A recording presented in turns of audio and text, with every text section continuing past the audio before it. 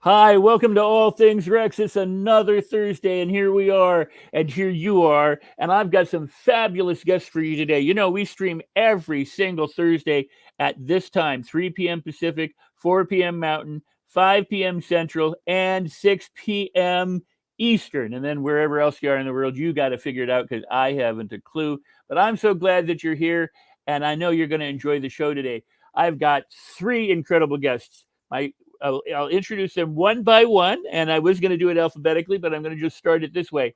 Kamala Lopez is an award-winning filmmaker and actress whose credits include Born in East LA, 21 Jump Street, Clear and Present Danger, NYPD Blue, and much, much more. She is the writer, producer, and spokesperson for an important documentary titled Equal Means Equal, co-written and produced by Jenny Sikes, and it won the Best U.S. Documentary, the Audience Award, at Michael Moore's Film Festival, and is a New York Times critic's pick.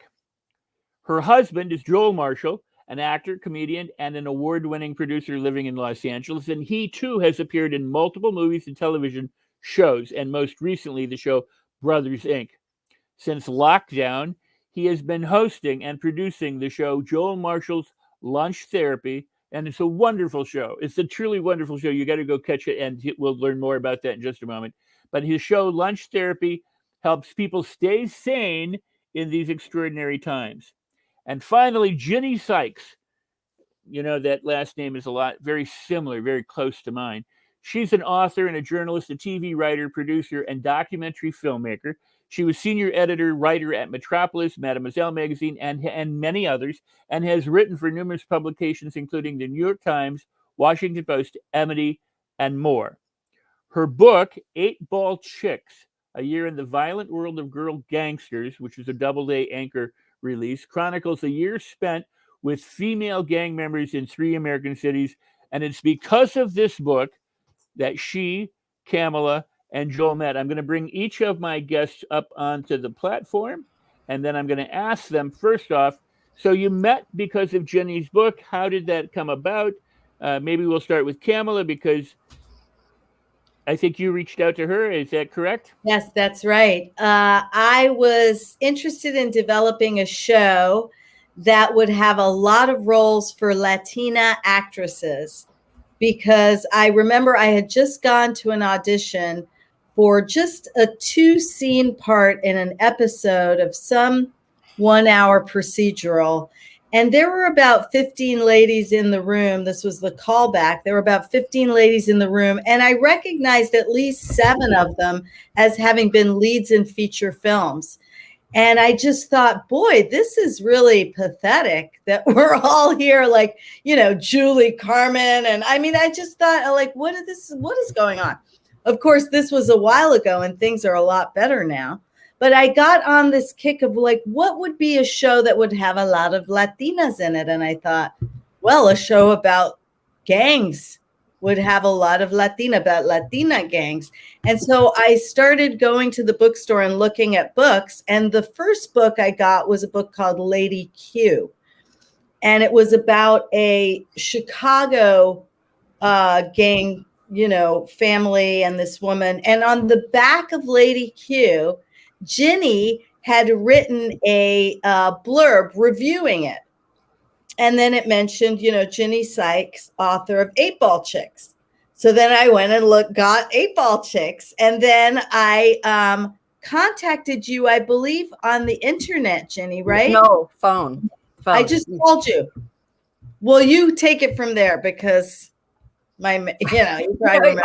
It's just funny because Kamala, you know, went to Yale. She's very accomplished. You know, she has all these credits. But when I spoke to her, her voice sounded so young to me. I thought she was like 15 or 16 years old.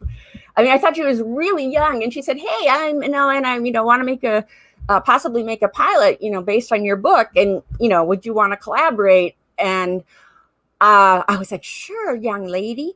And then she came out to New York and we met. And then once I met her, I was like, wow, this person is a real force of nature. And I actually moved to LA to work with Kamala. And it's funny because when we were pitching 8-ball chicks and things. This shows you how things have changed. I remember we were sitting in a meeting with this, I don't remember if it was an agent or producer. Oh, it was somebody's agent. And they said, you will never sell a show where all the leads are brown. And Kamala and I started singing, all the leads are brown. They won't buy it today. They won't buy it today. I got down on my knees. So Got down on my knees. Why don't you I just think you need to record that. Yes. You know, And why don't you just shift it to make the LAPD officers the leads? as opposed to the gang girls. Right. And we were like, that sounds like The Shield. Didn't we do that 80,000 times already? But to cut a long story, well, to make it longer, we wound up, Kamala came to me one day and said, do you know that women don't have equal rights in the Constitution? And I was like, yes, because I'm old. And I was there the first time the Equal Rights Amendment didn't go around.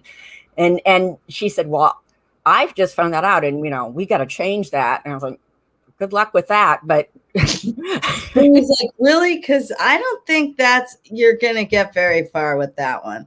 Don't you think we should work on something else? And I was like, yeah, we can work on other things, but we got to work on this also.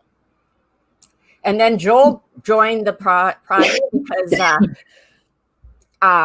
we were like feminists who liked men. I know, what a strange concept. But just Joel. Yeah. Who thinks that feminists don't like men? I mean, come on, I'm a feminist. Bill Burr. I like some men. Yeah, Bill Burr. And I like Bill Burr. I like you, Bill Burr. Yeah. I think it's just a misconception. Maybe they should be called equalists. Humanists is more or humanists. Yeah. Point. But, the whole thing now about this labeling of people and sort of putting them in a little box with a little sticker on it, it really sort of rubs me the wrong way. Which is ironic because you're in a box with a little sticker on it right now. I know. We're all in little boxes. On the little boxes. Little boxes full of ticky tacks. This is a musical today. I see Howard Aronin is in the house. All right. Oh, Howard is here? How can you tell? He's in the chat. Oh my gosh. How can I see that? That's so people, if they want to chat on Facebook, they can chat and we can see them. But in any event, we did finish the film. Yes. And the film is wonderful. It's available on Amazon or Apple, wherever you get your films, you can see it. Equal Means Equal. And you can also go to the website, equalmeansequal.org, which is a really good website to go and find out about the Equal Rights Amendment. Yes, and Rex. I would just encourage you to post that in the chat too, so that people have it. You can also, if you can, put it up on your screen. It is a incredible movie and needs to be seen, and people still need to see it, especially in light of what's going on right now. So let's talk a little bit about that, because there's if ever there's a time when women's rights, women's reproductive rights, and just human rights, I guess, need to be championed, it would be today. And what's going on in this country with people trying to eliminate these things, and what's happening in Texas and everything. Rex, we've been saying all along that without basic constitutional equality, everything else is smoke and mirrors. And it's been proven over and over again when women go to enforce basic human and civil rights. The Supreme Court has, said, unfortunately, sadly, I'm so sorry to tell you, you do not have the equal protection of our laws. The police department is not mandatorily supposed to enforce a restraining order. It's up to their discretion. So every time we take our eye off the ball of equality, we're being distracted by the powers that be that want to keep women in a second-class legal status because they can pay them less, and they make a killing off women all over the world. Like our lawyer just said, the Taliban knows what's what. They know that if they want to keep the largest, cheapest workforce in place, they keep women under control. So, I mean, the distinction we're on it's a sliding scale. But for us to think that we live in a society that provides women with any semblance of equality is delusional. And it's pathetic. And frankly, I count myself among one of the deluded. But now I'm doing everything possible to tell, what is it? Take the red pill, the blue pill, whatever pill, take the goddamn pill at this point. Well said. Red pill. Well said. Red pill. Take the pill. Take a pill, please. Oh, Lord. We watched the Matrix trailer today. Oh, it was so good. Yeah, it looks good, doesn't it? Did you see it, Rex? Have you all seen it? Came out like today. Yeah. It came out today. Looks super good. Oh. And I think it's interesting that the whole male supremacy movement took on that red pill narrative to sort of try and bomb us back into the Stone Age or shoot us back or whatever it is. I also think it's fascinating that all of these shootings, and Ginny, I'm sure you know a lot about this, but the connection between these mass shooters and misogyny never gets discussed. They'll talk about how they hated Black people or how they hated Asian people or how they just were against the government. But in every one of these cases, these guys hated women. I mean, yeah, the kid, I'm thinking in Santa Barbara. Santa Barbara, yeah, certainly that's true. Yeah. He's like a hero to these people. And, the other thing that's interesting about that is, like in 2011, I was covering the Tea Party and movements connected to it. And there was definitely this concerted effort to try to make unpalatable things become palatable to the mainstream.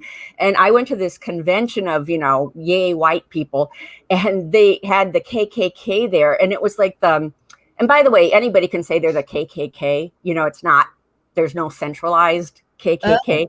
But this woman brought her daughters who sang songs, and it was like the friendlier, gentler KKK. And they've done exactly what they plan to do. The right has moved to the mainstream. Well, it's an important concept, that for evil to triumph, it just requires that people do nothing, and back when Napoleon Hill, and I'm a huge fan of Napoleon Hill, wrote Think and Grow Rich, he said, the way people get involved with crime a lot of times is at first they are abhorrent, they hate it, but then they meet people who are criminals or whatever, and they get to know them, and they're not so bad. And that by repeated exposure, gradually people become like gang members. They get involved in stuff because through repeated exposure, it becomes familiar, it becomes acceptable, and then pretty soon they engage in a life in crime. That's how I got hooked on The Sopranos. There you go. Exactly. That's exactly what happened. Wow. Yeah, I had no idea. But I think that's true. I think we're seeing normalization of a lot of stuff. One of the things that we normalize is violence against women. We're the third most dangerous country in the world, tied with Syria, for sexual violence. And yet we don't see any sort of marches in the street to get rapists to serve more than, a day in prison, if that. Well, that's because Texas is going to eliminate rapists, so we won't have to worry. What the hell did that mean? That was so weird when he said, well, we're just going to eliminate rape based on rape because we're going to eliminate rape. And I thought, wow. We're going to eliminate. Sorry. Yeah, no, he said rape, right? Didn't he say? Yeah, we're going to eliminate the crime of rape is what he means. We're going to make it acceptable. Make it acceptable? I thought he was. Not that it will be, but that rape was a crime, and and this is something that Phyllis Schlafly said to my face, which we could pull up in that interview we did. But she said, "Rape is always a crime. We're not talking about crimes." And so I think he was sort of hiding behind the idea of the masked man that jumps out of you from the bushes, right? But even that doesn't even make any sense because he's saying you can wipe out all crime, or people who rape you. And then the even more pathetic, kind of like Todd Aiken and the legitimate rape commentary, no knowledge of the female body whatsoever, to say, well, you got 6 weeks. You're like, dude, the first 4 of them are just, getting you to your next period. And then 2 weeks, hell, I never had a regular period in my life.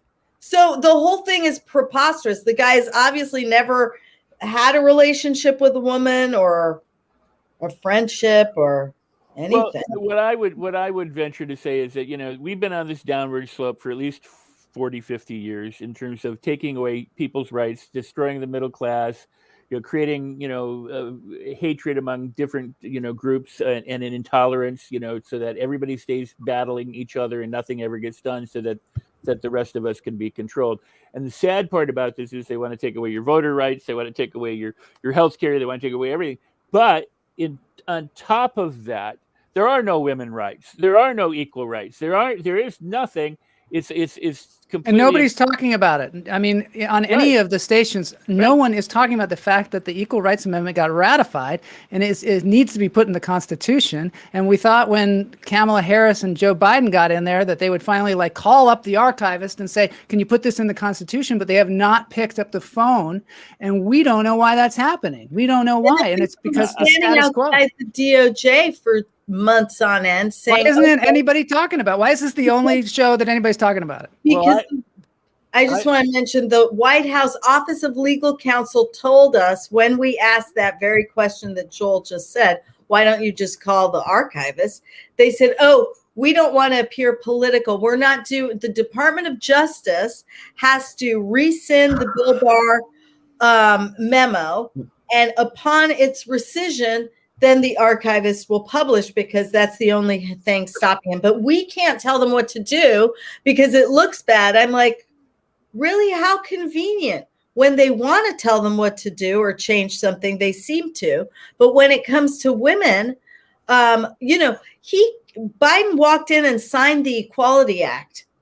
The Equality Act, which was about transgenderism and transgender rights, completely neglecting the rights of 51% of the population and going straight to the, I don't know what percent of the population, but so disingenuous and in such bad faith. It's very disconcerting. Well, I would venture to say that it's less than 10% of the population if you consider that they claim that gay is about 10% of any population. So, and women make up more than 60% of the population now. I mean, they're more 51%. 51%. Just that. Oh, it's less than I thought it was, but it is the majority. But it is the majority, right? It is the majority, and they're not in the Constitution of the United States. They're not in there. Well, I would venture to say this, and it sounds like conspiracy theory, but I don't think that presidents. I don't think our Congress, I don't think our senators really have much to do with anything. I think they're puppets for a larger interest, and that's the financial interest that runs the globe, not just this country. And that's why, as long as everything is, is chaotic, that you don't see things being done. I would have hoped, like you said, I mean, if you're going to do an equal amendment, you should do an equal rights amendment, and it just doesn't seem to work out that way. There's so much injustice that's been going on. And I think there are better presidents than other presidents, ones that spew chaos and confusion and lies and misinformation, and those who spread lies and misinformation, but without all the chaos and confusion. So, I mean, it's just one of those, and can actually speak when they do it. Well, right. And can say 6 or 7 words in a sentence that actually have a structure to it that everyone can understand.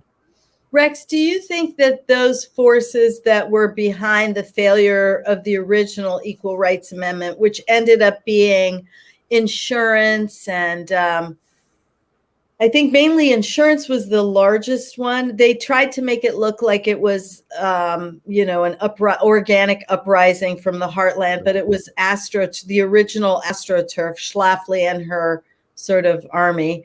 But now that we have ACA, do you think that, because we're still obviously facing capital, huge sums of capital pushing back against us, but do you think it's still insurance because now we have the ACA? Oh, I think it's bigger than that. I think it's bigger than insurance. I think that there are interests that represent medicine, insurance, pharmaceuticals, but they also represent travel and finances and oil and everything else. I mean, in other words, there seems to be this carving up of the world by people who represent. I mean, there's like two major companies in the United States alone that distribute food. Now they have hundreds of companies underneath them, but I mean they're these mega conglomerates, our media outlets, which used to have like 300 different outlets, now have 5 or 6, and they're owned by bigger interests. So I don't think it's just insurance anymore. And the founding fathers appeared to warn us about the rise of corporations and said, if you're not careful, you're going to be an oligarchy. So you need to protect it. And especially since the 80s on, we have seen this downward slide where the middle class is being, just the access to wealth and health and resources and everything else. And guess what? Women too. You know what I mean? I mean, it's not just women too. It's a major form of control. So, and that's just my feeling, and you see it in media, you see it in everything. I mean, we've dumbed down our schools. We've lowered our educational standards. Yes, we have tests, but testing is meaningless if you can't do anything. If all you can do is pass the test, but you can't get a job in your field, then who cares? And so it's this disenfranchising people, I think, is what the point of it is. It's 98% of the people get disenfranchised, and a couple percent, get to live well and control the rest of it. And I think it's just greed. I think it's just greed and power. And it has very little to do with anything else. And they do control, like you say, the insurance companies and the different companies. So that, so really that's what we've been facing, is sort of this recognition that the forces against the Equal Rights Amendment are beyond what they appear. They beyond the courts, beyond the government, beyond women themselves that have been indoctrinated and misinformed. It's moved into this sort of sphere that almost, it starts to make you feel impotent. Especially because the Supreme Court has already refused to take up the issue. And the way that the courts are dismissing us is not to say that women don't have a right to equality or any of that. They're simply dismissing the case on standing grounds, saying that as women, we have no right to stand up for ourselves in court and demand for our rights. They also said that the attorney generals who launched a similar suit after hours also had no standing as the state to represent women, which begs the question then, who does have any standing to represent the women of this country? And my thought is, if that's the way they want to play the game, like the way the Republicans are doing an end run around constitutional protections for women, then we have to get smart. We have to play. I hate people that are out there talking to me about badminton rules when we're obviously playing rugby. Get your skirt off, put some cleats on, let's go. I'm sick of it. And we need to go to The Hague, Rex. We need to go to the rest of the world and say, this country is a fraud. This country tells Japan and Afghanistan and Cuba and every other country to put women in the Constitution, and it refuses to put us in. What can we do? We come to you, the world, oppressed by an imperialist criminal government that will not liberate us. That's all I can think of. So is there, if people are interested, because people who watch this show and be in replays and things like that, is there somewhere that they can go either to reach out to you or to anyone else? And, yes, they can go to equalmeansequal.org and join us by putting in their email, and then they'll get our weekly newsletters, which will either tell you an action that we're doing, or you can, help with this or that. So that's the best way to be connected. You can also immediately call your representatives and say, please pressure Biden to publish ERA. Very simple. Publish ERA. Publish ERA. ERA has already been ratified. Don't be confused. It's already the law. They're just ignoring it. And sadly, they can do that. That is the point. So call your congressmen, your senators, your representatives, demand that equal means equal and that things be ratified. I just want to point out that when we made the movie, it had 3 states that were left to be ratified. It needed 3 more states. And everybody we talked to said, that's not going to happen. That's not going to happen. And you know what? Since then, it has happened. And all along the way, people said, well, you got one state, but we're not going to get another one. And we got another one. And then Kamala went to Virginia and sent a van around giving out ice cream and telling people about ERA and how important it was. And then they got a majority of females in the state Senate there. And then they ratified the Equal Rights Amendment in Virginia, which nobody ever thought was going to happen. And it happened. And so now the next thing is put the thing in the Constitution, and people are still like, oh, it's not going to happen. Well, we got to keep pushing because there's just, send some ice cream to the archives. Ice cream. I think it might be that way to go. Ice cream. Find out what kind of ice cream that guy likes. So just so people know, I'm operating without a producer today, and normally at this point we'd have a commercial and there'd be graphics and different things that were going on because of the team that would be working. But a lot of people are overcommitted right now at the LA Tribune. I just want to say thank you to the LA Tribune for the opportunity to have this show, and to Mo Rock, the CEO and publisher and owner of the Tribune, for allowing us to be here. And to my guests, we're going to continue, but I just wanted to take that moment and to say, if you're watching the show, this is an important topic. I encourage you, whether you're watching it live or in replay, to share this, to share the show, so that other people can hear what Kamala, Joel, and Ginny are talking about, because this is a truly important issue. If you don't share it, it stops here, and that's not what we want it to do. We want it to go around this country, around this world, Facebook, LinkedIn, every social media, and let's get this word out that there's horrible things going on, and that they need to be corrected, and it needs to be changed. And Kamala and Joel and Ginny have been some of the people leading the change, leading the charge. The movie you should go watch. You can see it. With the website will come back up again in just a second, right there. So be sure to go there but share the show, like the show, leave comments, and engage, because when you talk about it in the comments, it actually it hits the algorithms for Facebook and for any platform that you're on, and it means that the viewership, the people that can see the show, that have access to it, have greater access to it than if you don't do it. So if you don't do anything, guess what? It gets worse. It gets worse. Exactly. I'm so glad you said it, because it's not going to get better if you do nothing. A house divided cannot stand, and divided they will conquer. So we need to unite. We need to do this. This is a very important topic. It's a good example of what they are doing, which is counterproductive, is that series they did called Mrs. America, which was about Phyllis Schlafly and supposedly about the battle for the ERA. We knew that was going on. We contacted them multiple times. We went all the way to the head of that network through various people like Lizzie Jagger, who's on our team. And we couldn't get them to even put an end card that said the Equal Rights Amendment, blah, blah, blah, anything. And there was so much incorrect. There was so much sort of rewriting of history in a particular way that really just makes, we're already operating in a situation where 96% of Americans believe that men and women are equal. And that we have a law. And so then when they put the TV show on and they do all this stuff, it just makes it like we're standing at the bottom of a well, and people will look at you and say, you're off your rocker. Of course they're equal. That's sad. It truly is sad. I mean, how long have women had the vote? When could they smoke cigarettes? 1920. Right. The vote was the last substantial thing women got. Right. Well, excellent point. Very excellent point. And on top of that, I forgot what I was going to say.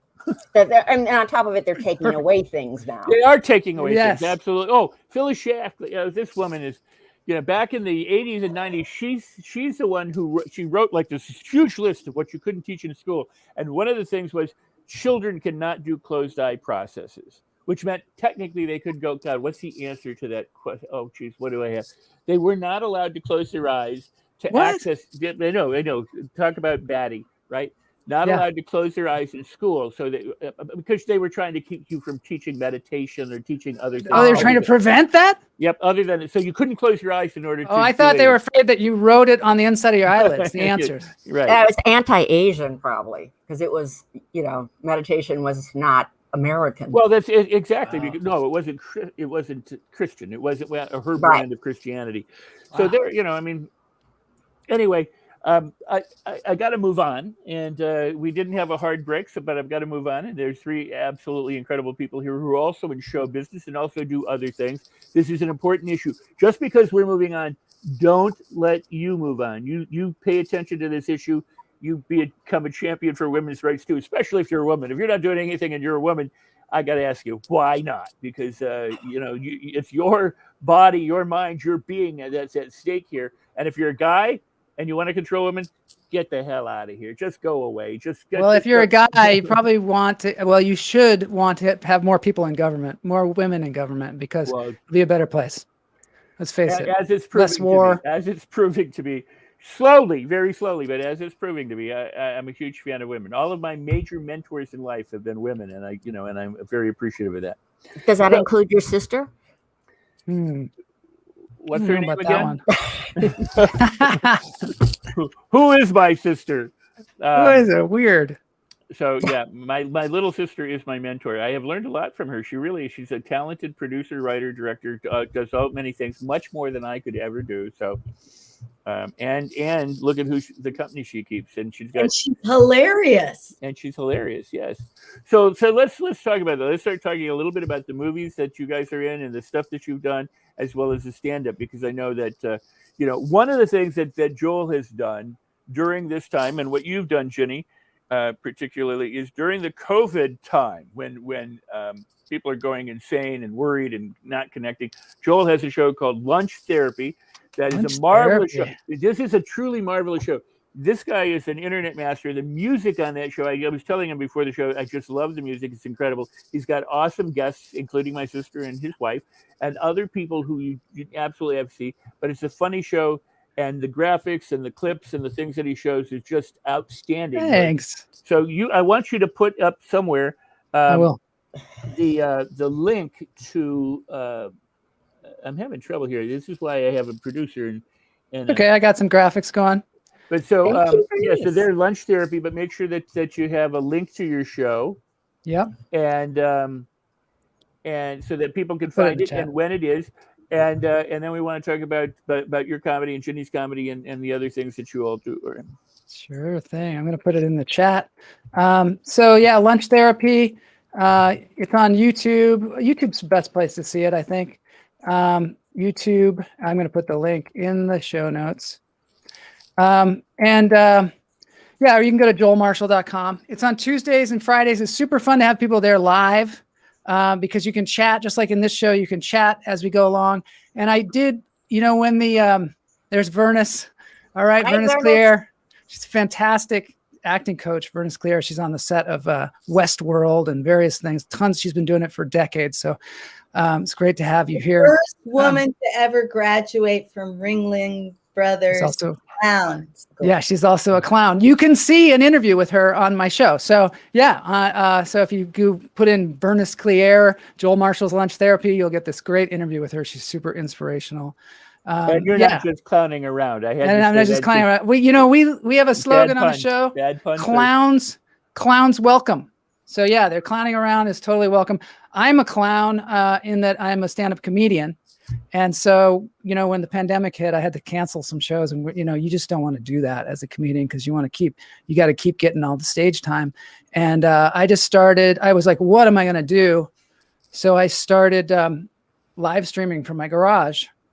I found out how to live stream on YouTube, and I just pressed the button and started doing stand-up.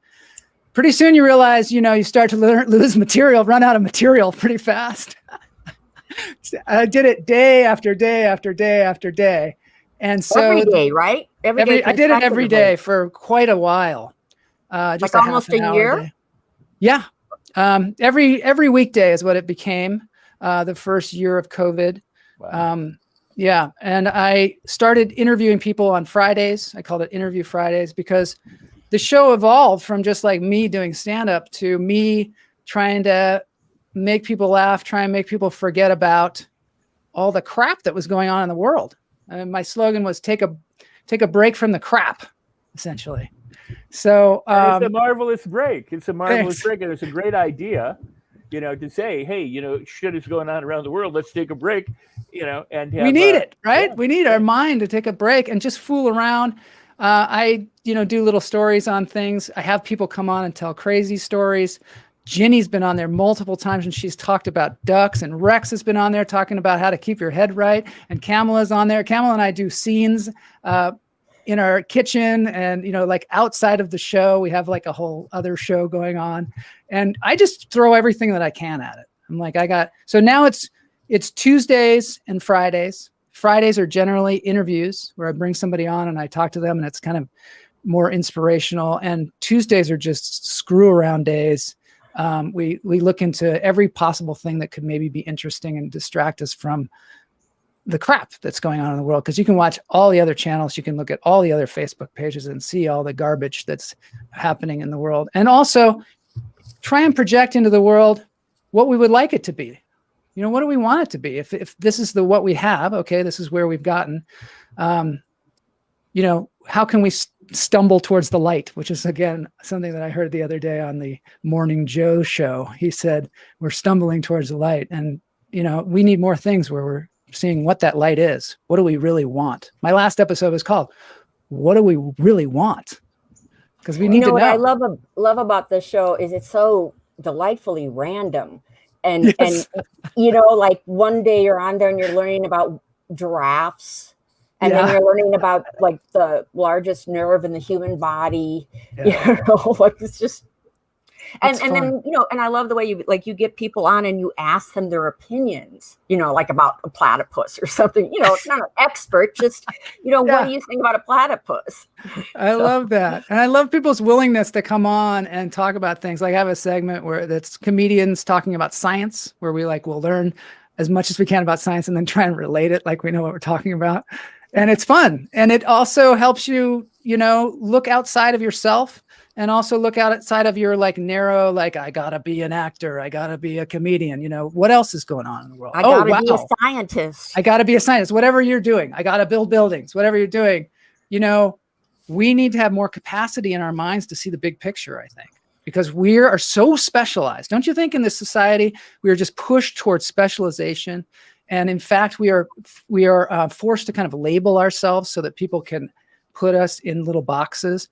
And I think there's that little boxes again. I think we need to expand our minds, right? We need to expand our minds, even if it's for a half an hour a day, just get your mind off. Well, something. I have for many years, I taught and do still teach presentation skills. And some of what we did is we would model expert lawyers, politicians, expert speakers, master hypnotists and therapists, to build a model of good communication and how you can communicate more effectively if you're a salesperson, a speaker, a presenter, an actor, whatever. And part of what I did was I modeled comedians, like George Carlin, Emo Phillips, and a lot of the named comedians. We would watch videotape, break down what they're doing. We do the same with commercials and everything else so that people could build a structure for how to be funny. And then within 5 days, they had to write, learn, and deliver a comedy routine that was between 5 and 10 minutes long, and then deliver it, as part of what they needed to do to pass the program. What sensitized me to that in the 80s was I was like, who the new philosophers are of the day and age? It's the comedians. They're the ones who, through humor, are reaching out and talking about the social woes and wrongs and the things that are going on and giving us different perspectives to look at the world in different ways. There's a lot of truth in jest, they would say. But at the same time, what I love about comics is that people can be really, really, really sad, depressed, and screwed up. They can go to a comedy show, and for 15 minutes, an hour, they can forget their problems by laughing. I mean, if they let themselves go, not everybody will. But what I'm saying is they can let go, they can laugh, they can have a different take on the world. And if they realize that if they could laugh in the comedy show and forget their problem for an hour, they could do that for hour after hour after hour and therefore transform their lives. They wouldn't have to be walking around with all their problems because part of the problem with the world is seriousness. There's just too much seriousness and not enough fun, not enough lightness, not enough laughter, not enough love, compassion, and helping each other out, especially going back to equal means equal or going back to our topic. There's a lot of hate, a lot of intolerance. There's a lot of, I'm not giving my money to those people. And so, instead of saying, hey, you know what, everybody deserves to live a good life because we're all on a rock, circling the sun at massive speed, and all we got is each other. you know, and if we don't take care of each other, you know, we can extinct ourselves really easily, you know. I mean, you know, so what you guys do, what I love about comedians, what I love about you and Ginny and Kamala, what I love is that you have your pulse on the world of what's truly important, and you have your pulse on what's funny and what's fun, and you offer that as well. And so I really do appreciate that. I want to take a moment to, and we'll all come back to that, but I want to take a moment to go to Ginny, because Ginny, you know, you guys, where I was lucky was I was in Los Angeles. I go back and forth between LA and Wisconsin, but my daughter and I were in Los Angeles when we got to go out. Kamala and all of us got to go out and watch you and Ginny perform at a comedy club. It's the first time I ever saw you guys live, you know, doing stand-up comedy. And since then, I've seen you multiple times on Zoom or on your show and things like that. And I'm going to say this.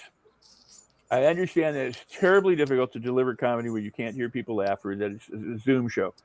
But you know what? I never watched the TV talk shows until they went to Zoom. When Stephen Colbert went on Zoom, I'm like, I love this, because now I'm watching he and Jimmy Kimmel and Seth, you know, all these people operating out of their house without laugh tracks. There's no glitz. There's nothing. It's just them and their comedy. And either they hit or they miss. And I would hear Colbert say, I'm not even sure what to do because there's no laughter. I can't time my material because there's nobody. So you almost have to hallucinate that there's an audience if they're not there. So Jenny, you did a lot of stand-up. You decided that, you know, at your age, like Colonel Sanders, this advanced age, you know, senile time in your life, said, I'm going to stop being a serious filmmaker, producer, and author, editor, and all these things. And I'm going to go for the hardest occupation in the world. And that's to do stand-up comedy and stand up in front of people, humiliate myself, and hope that I get a laugh. So let's learn a little bit about that. Yeah, I mean, I really did come to it late. You know, I always said, you know, I won't talk about my age as a comic, because, you know, I don't want an organ recital. You know, I'm going to go, oh, my heart, oh, my stomach. You know. But actually, Joel Marshall was the person who turned me on to comedy. You know, I'm a journalist and a writer and author. And then I had a job. Oh, I was working in animation as a producer, not a writer. For Matt Groening. It was Disenchantment. And that show ended. Well, no, wait, before you stop, because some people who don't know that name don't realize that is the progenitor of The Simpsons. Right, the creator of The Simpsons. Okay. But my job ended, not the show. We were on hiatus, and I left it. And I thought, well, what should I do now that I could never do? And I've never liked public speaking. And I did a storytelling class, and Joel and Kamala came. And Joel afterwards said, you should take a comedy workshop with me. You know, like, come with me and Kamala are going to do this. And I was like, oh, no, but I did. And so here I am. And it's interesting that you were talking about Carlin and stuff, because when I started, you would sit there and make me watch George Carlin films or clips and talk about his movement, like his stage movement, because you were telling me it's deliberate. He's not just, oh, I have to move now. And, you know, actually, my brother got me into, like, when I was a really little kid, he used to, like make me watch horror movies, but he also made me watch Mae West, the Marx Brothers. He got me into comedy albums, Cosby, Newhart, Firesign Theater. So I guess it all comes full circle. Indeed. So I am the one that you can blame for you being a comic. My bad's comedy. Every time I bomb, I'm like, fuck Rex. Yeah, thank God. It takes a lot of pressure off me too. He said I made her a comic. Yeah, you're like, you got her to take like, I had nothing to do with it. I think Ginny's hilarious. Ginny's hilarious. I mean, I always thought Ginny was hilarious. Dark. Yeah. The lights are all off in her head. Well, and she's very dark. Yeah, she is. She's very dark. They're very dark, very morose comic. It's amazing. It's like graveyard comedy. Yeah, that's good. Graveyard comedy. Yeah. So, what is it about comedy? What is it that inspires you to do comedy? Because it's very challenging. I did some stand-up comedy in my early days, And I'll be honest. I mean, I did some stand-up comedy and some stand-up magic, and I would carry my little briefcase. I'd get on a bus in like 1974, and I'd go to. At that time, there were only 2 or 3 comedy clubs in all of Los Angeles. I think there was the Ice House, there was a Comedy Store, and maybe the Improv. Very difficult to make a living. Nobody paid you any money. It was all free. You know, That's the same now. It's true, but the comedy strike was in 1980 or 81, and then the explosion was literally the 90s when Drew Carey, everybody wanted comedians to get to be celebrities on television. So you had Ray Romano and, Robin Williams. I mean, well, he was actually in the 70s, but Seinfeld came along. I mean, there's this explosion. So I one day got on a bus and I saw a prop comic, a guy named Jeffrey Lustig. I don't know if he's alive or dead, but Jeffrey Lustig, if he ever catches this show, he can say, "Hey, Rex, I remember you." Was on a bus, and I had my little suitcase. He had like 3 or 4 bags of stuff, and I was at the same time, pursuing an acting career. And I went, "Okay, I'm done. I'm out of the comedy thing. There's just I can't bang my head against every wall that there is. I need to just focus on one thing. So I'm going to focus on being a serious actor." And, you mean his props? You were like seeing another person with props made you think I got to not do this? Yeah, I also ran into the same guy on a plane one time. We were like, I get on a plane and I hear, "Hi, Rex." I turn around and here's this prop comic, Jeffrey. Haven't seen him in 40 years or more, but at any rate, it was because I looked at it and I went, this guy's on a bus carrying all this crap to go to a Comedy Store to pay to do his thing because he loves it, and no one's going to pay him and no one's going to give a crap. And I'm here with my little briefcase, and I'm going to do the same thing, and I'm going to go to the thing, and I'd rather, if I'm gonna have to like yank all my teeth out, I'd rather do it for the movies, than to do it in a comedy club. But my point is, I broke a tooth. The point is that you guys, willingly in your advanced years, your Colonel Sanders end of life years. And end of life. What the hell is going on here? Sykes? Maybe for me, Joe. Yeah, but I'm end of life box. Ginny, you and your coffin comedy ruining everything. I'm just getting started, people. I want you to know right now. Ain't no end of life going on. Hey, Robert Brooker. Robert Brooker's with me. Good to see you. Good man. Good to see you, Robert. Yeah, I'm not a fan of horror movies. So, but what I'm saying is that comedy is truly a difficult thing to deliver. It's a difficult thing to be accepted. It's a difficult thing to make it in. It's not the easiest road to You know travel. What's great about it?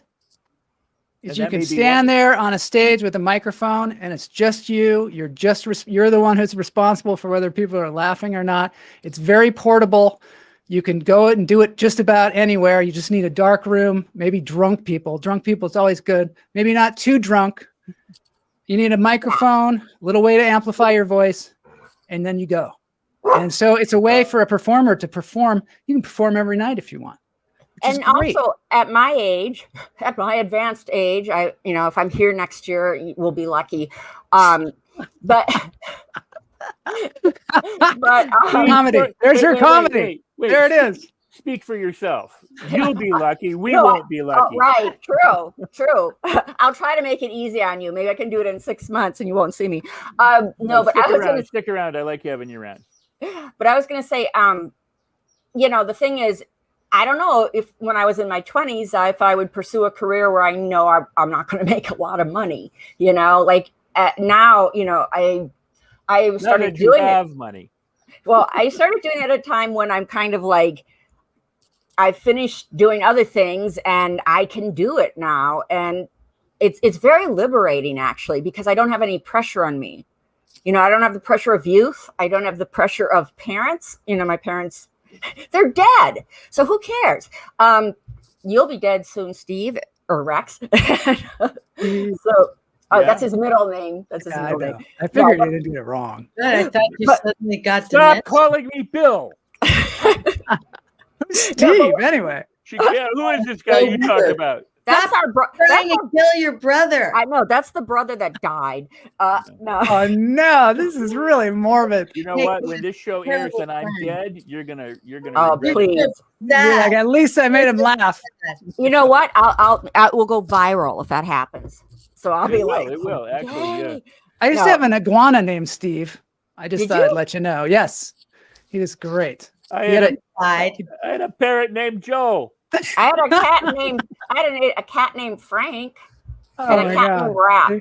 Oh, nice. Well, Camilla, what do you think of all this madness? Well, I tried doing stand-up comedy, and I found it to be the absolutely terrifying, the single most terrifying thing that I've done. And I spoke at the 2018 Women's March. I mean, there was over 1 million people there. Didn't bother me one bit. Got up to do stand-up comedy. I literally thought I was having a heart I had attack. never seen my wife nervous. I Yeah. have seen her on sets, super high, really expensive sets where she's, got to deliver like a whole speech. Not nervous at all. But that day when she was doing stand-up, she was shaking like a leaf all day, just like she was going to be sent to the gallows or something. And you're much more critical of your, like you've appeared on national TV Yeah, shows. she's on national TV. Sometimes she's like, "Oh, I'm doing a radio interview in 5 minutes. I forgot about it," and then she gets on and lights the place up. And then, but for some reason, stand-up, there she was. But we all have that. We all have the things we're afraid of or whatever. But I have to say, oh, go ahead. You're funny. You were good. I think Pamela's hilarious. Yes, you are, and you tell great stories. What I think it is for whatever reason, you're much more self-critical when it comes to stand-up than anything else you do. Yeah, and it's not that dissimilar, but it's coming from you. It's not like you can't do it. She's also a great comic actor too. And she's a funny person. Yeah. Anyway, well, I think it's just that you don't have much to hide behind there. Yeah, that's no character. There's no, unless, and that's what I was thinking. Well, maybe I should be like Mike Myers or something where you're doing a character. She does that hilarious Santa Seeley character, which is an I bet if you went into character and did a character, that's what she does. Yeah, exactly. That would work for you. Yeah. But here's the thing that I really want, our audience who's watching and listening to appreciate is that here are people in their advanced senile last days of their life. No, but I've had it. So here are some very talented people, but what they've done is they've chosen one of the hardest career paths in the world, whether they want to have a career for it or they're doing it for fun. They're living their dream. They're doing what they want to do, and they're not letting it stop them. And they're making inroads and making paths and as activists and comics, as filmmakers, as writers, but they're doing what they want to do. And so that should inform all of us, that if we have a dream or something that we want to do, should just do it. Just cut loose, let go, and do it. Hell yeah. And one other thing I would add is, I was very fortunate to study with someone named Lillian Chauvin. I posted something about her the other day on my Facebook wall. She died in 2008, but I spent 10 years studying with her, becoming her friend. We stayed in touch until the end of her life, and working for her and teaching for her. But in the workshop, which was an on-camera workshop that we did when I was 18, 19 in the 70s, we would take dramatic scenes and turn them into comedies, which was always, to learn comedy for television and for on-camera stuff. Oddly enough, you didn't have to take a comedy and do much to make it a drama, because if you just suck at comedy, it is a drama. In other words, it's a tragedy. Yeah. In other words, you just, so I'm like right now watching Friends again, since the reunion, I wanted to do it. And I'm like in the 6th season and I'm just sitting there loving the show. I love Frasier. I love these things. They're so well scripted, but it requires so much extra effort to be good at comedy than it does to be good at drama. I mean, I'm not taking anything away from those great dramatic actors, but comedy, there's timing, there's all sorts of things. There's dichotomy, there's surprise. Comedy also has very high stakes. Yes. It's closer to my teacher, Ivana Chubbuck. She says it's closer to horror than it is, because the stakes are so high, so incredibly high. And that's what's, funny. It's like the frustration, especially if they're very high for the character, but for the audience watching, we don't give a crap. You know what I mean? That can be hilarious. Yeah. Well, it's also interesting though that in stand-up, there's sort of much a formula. Like you should have a laugh every so many seconds, otherwise you're storytelling. You're not really a comic, because the audience. That's what you think, Rex. Judgmental little. You're right. You're right. But you know what I'm saying? I mean, in other words, it's like about every 30 seconds you need to deliver a punchline in order to keep the audience laughing. Yeah. And to the degree that you understand, say, the formula of comedy and writing comedy and things, not everybody follows that. I mean, there are people who break the mold and things like that. Well, for me, if I can just keep people in the room while I talk, I feel like I've done quite well. That's a good point. If they don't all leave, if they're still there, don't leave. I've done my job. If they don't put their head on the table. I want to follow up on that because that's actually very insightful in that what we learned in our comedy class at Actors Comedy Studio is that timing, rhythm, pace, and comedy comes out of vaudeville and singing. And so now we have the single cam and the multicam. And in the single cam, you are given more time to have a joke play out, and it can be sort of less rhythmic. But with multicam, there literally is a requirement of certain number of jokes per page. Right. And it really has to do with the fact that it's basically a song. The whole thing is a song. Oh, and that's what makes it so hard, because if you don't have, and another difference, this is our teacher, Gunnar Rohrbacher, who's a genius about this, is like with drama, there's subtext, or there can be. And with comedy, there cannot be. The emotion and the line have to work at the same exact time and be absolutely authentic. There's no hiding. Comedy is like right in your face. And so, and then keeping that timing, rhythm, pace, timing. So you're absolutely right. It is a completely different animal. It is. And it is so much harder. That's why stand-up, I think, is helpful for that, because one of the things you do in stand-up, you have to kind of learn, is you have to almost inform the audience where to laugh. You know what I mean? Like the rhythm tells them where to laugh. And if you're off, if that's off a little bit, you could be telling some really funny jokes, but people, they're just don't quite know what to do. Yeah. It's kind of like when Jenny's on stage, right? Yes, it is. No, but you raised that, not about Jenny, but you raise a really interesting point, because this is what we're talking about with like Carlin, that his movements are so studied and so practiced and so rehearsed that he lets you know by the look on his face and the way he moves his body and where he goes down and moves into, that this is going to be a laugh line and how he holds it. Yeah. And he and many have mastered that. And then there's those who haven't mastered that. And so you're right. They could have hysterical material, but they've cued you either to laugh too soon or too late, and you don't know what to do. Or you can sit there with egg on your face when they don't laugh, which is another thing. And you hold too long. It's like just enough to take a breath. I used to, now Robin Williams, people would say it was, by the way, can we go long? Are you guys willing to go long? You got time? Or are you on time? I'm at a little bit of a time constraint, but yeah, let's go. Let's roll. All right. Let it roll. So we're going to go for another 6 hours. So okay, great. Perfect. So the thing, because hey, I don't have a producer. They can't say anything. I can keep this running as long as I want. I can tie up the LA Tribune airways for the rest of the week. God. So here's the thing. Robin Williams was brilliant, and everybody loves Robin Williams. But we used to watch him, and I used to say, watch Robin Williams at high speed. And what you see is he runs here, there, this way, that way, this way, that way, this way, that way. Repeatedly. Especially if you watch people in high speed, you can see the repetitive moments. You can see where they're doing things that you can't see in real time because you get caught up and lost in thought and everything else. So you watch him in high speed, and you see that he goes around. So he comes out, stands center stage, runs up to the front, says something that's very funny, runs back here, says something funny, runs over here, says something funny, runs over here, says something funny, runs back to the back, blah, blah, blah, blah, blah. And then after that, he doesn't have to say that many things that are actually funny because he's conditioned people to laugh wherever he's been. Oh, and people like to laugh. People come to laugh. They come to a comedy show to laugh. So they're willing to. And it's called analog or spatial marking in my But So that is interesting. fascinating. That It's is interesting. like a Pavlov's dog thing. Like you get used to It's the pattern. exactly what it is. And what you're Train saying, them to laugh. you train and condition your audience to laugh. And the better you're at conditioning and training them to laugh, the more laughs you're going to get. Yeah, So, that's great. I love that. I love that.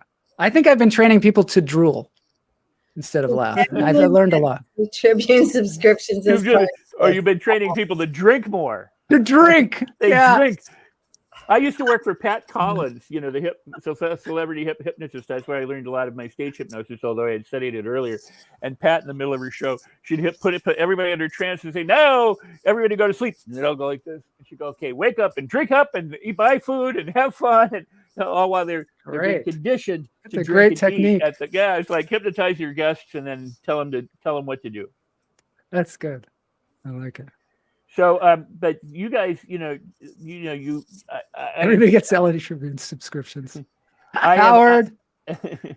I am so proud of my sister. I'm so proud of you guys because what you do, you literally do one of the hardest things in the world, and that is to help people to laugh, because you're instigating that. It's no small thing to be able to write a joke. I can't do it. I mean, I'm not, I may sometimes be humorous extempore. Well, thank you. But I mean, humorous extemporarily. But if you say, Rex, sit down and write a joke, I'm more like, okay, now what? Now the pressure's on. Where Jenny and you guys, but Jenny, who was never funny in her entire life. She was the most boring, straight, suddenly is coming up with all these jokes and writing these things and coming up with these delivery points. And I'm like going, this is my sister?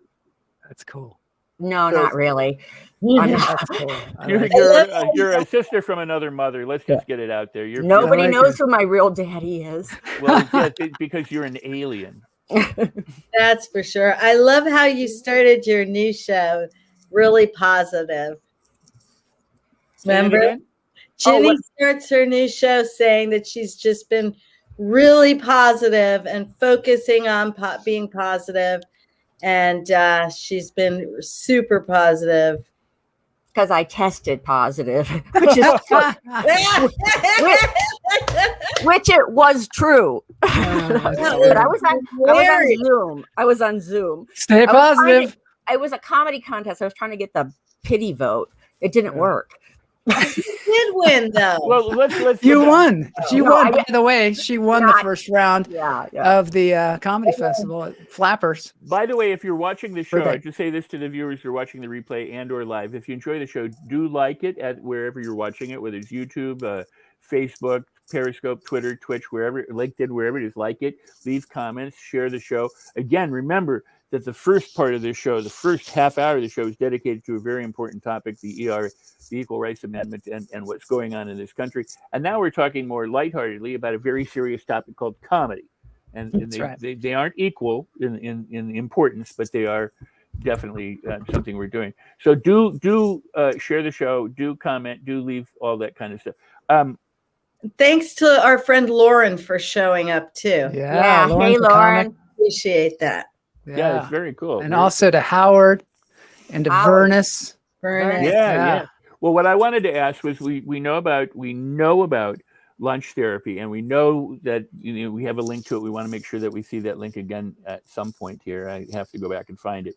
Yeah. But Jenny, do you have anything coming up that you want to plug or share or force people to go to at the point of I will be this will date, but tomorrow I'll be in San Clemente at Knuckleheads, and Saturday I'm at Flappers, and next Wednesday I'm at the Comedy Store in La Jolla. Wow, Jenny, lighten up the stage. Well, that's very cool. Love Can you see these are the live shows, or they also see you online? Do you have online shows still? Any Zoom stuff coming up? Not one coming up soon. Okay, but you've done a lot. I've I've done a lot of Zoom, and we'll continue. Gosh. No, that's very cool. And again, there's the YouTube link for Joel Marshall, and it's lunch therapy there. So, how do you tolerate him, Kamala? How do you put up with the jokes? Let's wait for that. That's quite a question, isn't it? Gosh, I don't know. We've been together for 20 years. Can you? Wow. And you both look so young. How do you do that? It's crazy, isn't it? A lot of spackle and sanding, and See, you should be doing stand-up comedy. Well, yeah, no, it's been great. I gotta recommend marriage. I got married pretty, I was suspicious of marriage. I had vowed never to marry because I thought the woman just got so boned, like everywhere I looked. My mom's generation, a lot of the women were abandoned in their old age and stuff like that. And so I was really opposed to marriage. But Joel and I lived together for 8 years first. Before you got married? Uh-huh. And you've been married 20? No, we've been together 20. Oh, 20. We don't know how long we've been married because we always forget our anniversary. We've never remembered our anniversary. We always forget it. Do you remember the month? Do you remember the month? It's December 23rd. 23rd? December 23rd? 23rd. We're usually so caught up. But it's, right next to Christmas. And usually somebody goes, isn't it your anniversary today? And we're like, oh, no. Oh. But we had a very exciting wedding in India. So it kind of, it was like all the anniversaries rolled up into one. And then you had an anniversary in India. Yes, where we you brought did. Yeah. And you had brought a group of people we recommend India. Although not right now. Right. Well, maybe not right now. I don't recommend anywhere right now. But now, wait a second. All of you have gone to India multiple times. Yeah. And I love it. And I am an overseas citizen of India, as is my wife Kamala. Wow, you're lucky. Yeah, that's great. You say you're an overseas citizen as well? Yep. Yeah. Wow, we both are. That's very cool. That is awesome. Because her mom is Indian, and we applied. It's a pretty rigorous application, but we did it. Well, that's awesome. Great. I've been looking for a small island ripe for a dictatorial takeover to move to. So, that's what we were thinking, Rex. Maybe you guys want to be involved. We were thinking about buying a big plot of land near Oroville. You know Oroville, obviously, near Pondicherry. Oroville is a utopian city that was built in the 60s, and it's beautiful. And so all around there is quite nice. It's coconut groves.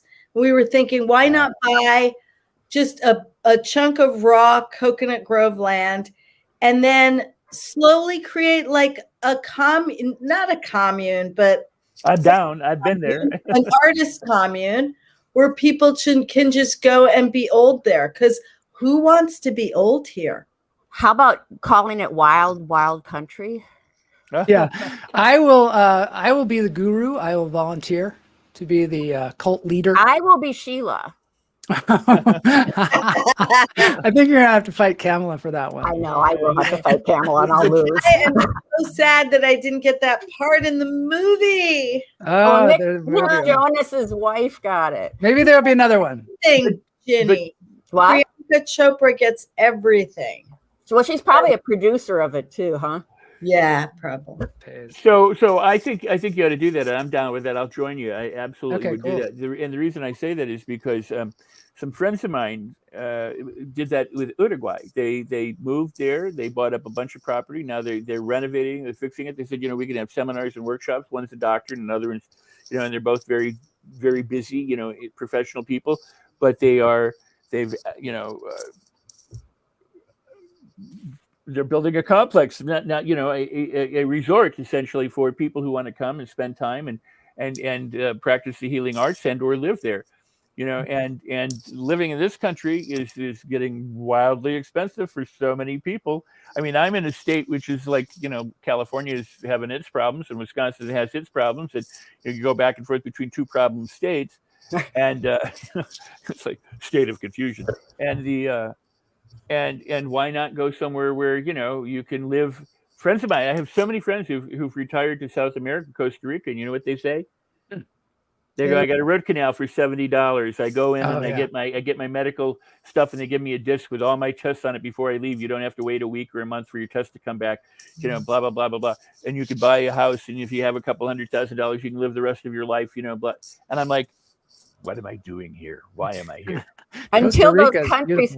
until those countries decide they don't want a bunch of people coming. Well, down. and it will. It'll go up, because they're gonna price it out of existence. That's happening with the VAs now, where you used to be able to get stuff done for $2-3. I mean, to them that's a lot of money. To us, it's very, very cheap. But now all those prices are going. Everything will go up. They'll drive the prices up, so it'll become prohibitive to live anywhere in this world, eventually. But the coolest story was that somewhere in Mexico, this happened years and years and years ago. It was a 60-minute story. These people built all these houses south of San Diego in Mexico, like on the beach. And then the government came in and took away all their homes. Right. And they interviewed, different people. And one woman said, I have the equivalent of $1 million or $2 million home that I paid $200,000 or $400,000 for. I'm going to build again. To hell with that. I'm going to get another $2-3 million house. They can take it away. I'll build another house again. Because, she had the money, but it was in ratio. It was like, I got more value living here. Even if they confiscate my home every few years, I have a better quality of life, and it costs me less than if I were building the same home in San Diego. So I can afford to do this. And that has a certain amount of sense, especially in your advanced age and your senile years, to live somewhere cheaply. Yeah, and the Mexicans are like, we're going to have a bunch of old gringos just like doddering around Mexico. They already have a lot of them. Right. But yeah. But I mean. Well, how about the fact that Mexico just decriminalized abortion? We're going to have all kinds of women. Going to Mexico. I don't even think just from Texas, because in some parts of Georgia, the closest you can access a health clinic is 3 days away on a bus or something. There are lots of places in the South that are going to start reproductive tourism to Mexico. Mm-hmm. Ernest can come. She's already old. She can come. We're gonna have to wrap this up soon, but I would venture this, and that is, with deference to the LA Tribune and my intention to keep this going for another 6 hours or maybe another 6 days, like a clubhouse room. We'll just stay open 24 hours. Yeah, right. Come and go. I'll be here like Jerry Lewis, smoking cigarettes, drinking, trying to The stay telethon. All things Rex Worldwide Live telethon. But we could use it to raise money for an important charity, and that would be good. Yeah.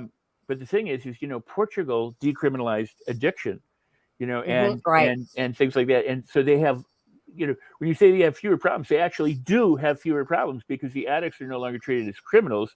They're treated as people who have medical issues, and they're getting the help that they need. Here in the country of the land of the free and the home of the brave, we treat the people who are really needy like outcasts and criminals, and we disenfranchise people left and right. We don't even treat our women, our high value, high value, but I was going to say our majority. But I mean the majority, but the majority of high functioning. Thank you. And except our for high me, functioning majority. I am not proven on this show. High functioning majority people are the women in this country, and like I said, most of my mentors were always women. They always outperformed the men in every way, shape, or form. I pale in comparison to most of the women who, if they can do what I can do, they outlast me every single time. And I have no problem saying that. Okay. But we just don't value our people the way other countries are valuing their people, and they're not taking care of the people the way other countries. And that's because we have greed and power and the opportunity to do so. And this country has always been rich white men. It's always been rich white old men. And so until that changes, and they're terrified that this country is going to be brown. And guess what? It's going to be brown. We're all going to be brown at some point. Who cares? I mean, who cares, right? I mean, I spent my whole childhood sitting in the sun trying to get dark skin tan. What difference does it make? So we really need to understand how to take care of our people, and to elevate our people, to uplift and edify, and to help them laugh and not take things so seriously, and to enjoy life a whole lot more, so that the quality of life for everybody goes that much higher and that much better. Thank you, Rex. Very well said, Rex. Thank you for having us on the show. Well, don't let me have the last word. I think it's what good. does it say? I have a full-length fluorescent orange-lined raincoat. I wore at a drugstore today. Excellent. That's a good way to. That's the last word. That For the is show. the way to end the show. That is definitely the way to end the I show. have a fluorescent raincoat I wear to the drugstore twice a week. Lined. The lining was fluorescent. And that's why I love this show, because That's I have comedy. guests like you and the guests the people who come and comment. And oddly enough, a lot of the regular people who normally watch the show aren't here to comment live. I hope they do pick up the show and watch it in the replays. And again, I stream every Thursday, 3 p.m. Pacific, 5 p.m. Central, 6 p.m. Eastern. My guests next week are incredible. I've got lots of incredible guests coming up. If you haven't seen All Things Rex Worldwide live show, go back and watch. I have just the most incredible people, from people who have overcome incredible adversity, quadriplegics, people who have not let anything stop them. I mean, you just got to go back and look at the variety of different guests that I've had. And entertainers and movie makers and just the gangsters and the whole thing. So, and you should go back and watch my friend Ori. He was known as the Hollywood Fixer. He's number 2 show here, and he's written a book called The Accidental Gangster. And normally Ray he's Donovan. here. He's normally that's who they've modeled. They think they modeled the show after Ray Ori. Donovan. Absolutely. So ice cream and ice cream for everyone. And ice cream for everyone. Oh, this is Bernice. No, but who was the one who said they needed a subscription to the LA Times and now ice cream? Howard Aronin. It's the LA Tribune. LA Tribune. You don't want to say can't. Brand. Okay, well there Stay you on go. brand. I don't have a producer. I can call it whatever I want. Really, hey, and it's the Rex Sikes Show, brought to you by the Rex Sikes newspaper, otherwise known as the Los Angeles Tribune. No, I am so grateful for the LA Tribune. I'm so grateful for you. You guys are absolutely marvelous. I'm going to close out the show. I'm going to throw you guys back into the green room. There goes my sister. See y'all. There goes Kamala. And there goes Joel. They are absolutely awesome, and you are awesome. Thank you for watching. Be sure to tune in next week live. I am the author of Life on Your Terms, a book. I don't have a picture of it now. You can get it at Amazon. If you get it at Amazon, I will give you a $497 bonus training. If you go to Amazon, you rate, review the book, and you take your receipt code and you put it into the special place where you're supposed to put it at rexsikes.com. I'm going to give you the website. I can't do this. And there's a special little box there. And that box, put your receipt code in there, and I'll give you a $479 training on what's called the Mastery Loop. It's how you can master any skill, anything that you like, whether it's piano, stand-up comedy, juggling, filmmaking, learning how to transform yourself and to be a really cool person. So join me, get the book, and come back and enjoy the show. And do share it, comment, like it, and spread the word. All right, and spread the word about equal means equal. We're facing some really some troubling times. And I'm so glad to have had Ginny Sikes, my sister, Kamala Lopez, and Joel Marshall here on the Los Angeles Tribune Network. So thank you all. And with that, I'll say goodbye. And remember this, if you consider everything a blessing, then everything is a blessing. So celebrate everything. I'll see you next time.